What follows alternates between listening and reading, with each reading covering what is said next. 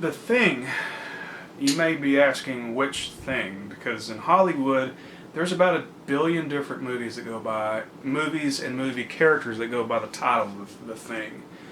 Uh, there's The Thing from the Marvel Universe, the big rock guy. There's The Thing from 1982, which is actually a remake of the movie we're talking about today.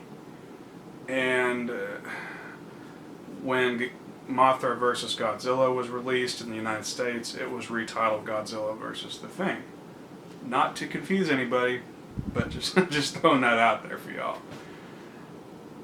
The Thing from Another World is a movie made in the 1950s. It was a science fiction movie starring nobody that I don't really remember the cast that well. I'll be honest, it's been a while since I've seen it.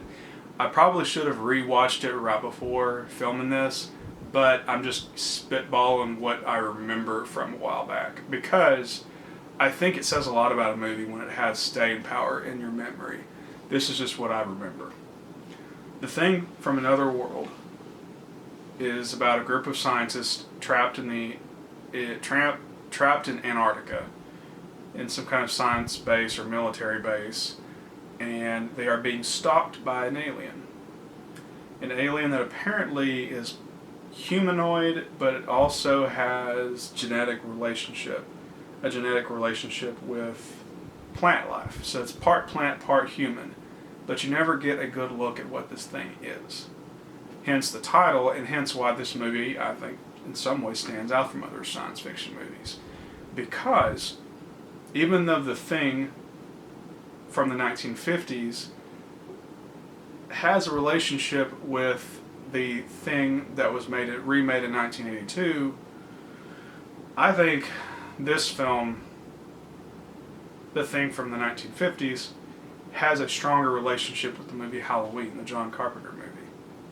And that's because the Thing, the monster in this movie, is tall, he's intimidating, but you only usually see him in the shadows and silhouettes.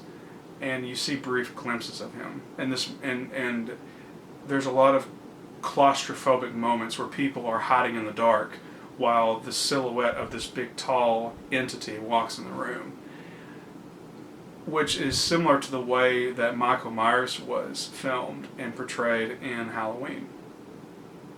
Tall, slender, human or human-esque,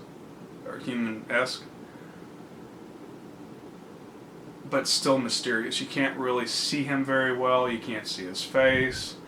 You don't really know much about his background, which makes it scary.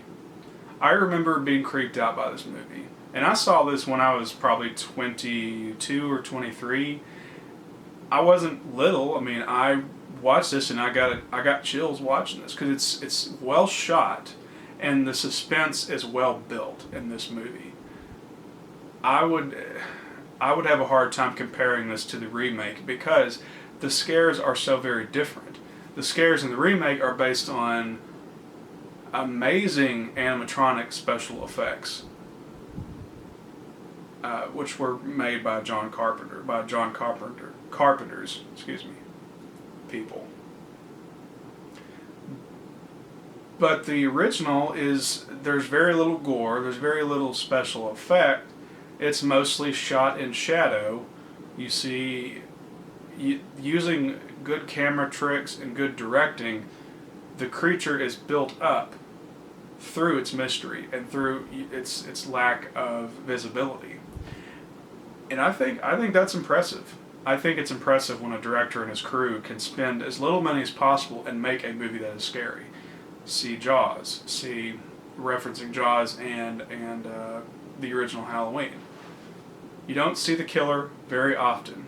You do at times, but it's not until after a lot of suspense is properly built throughout the first and second act.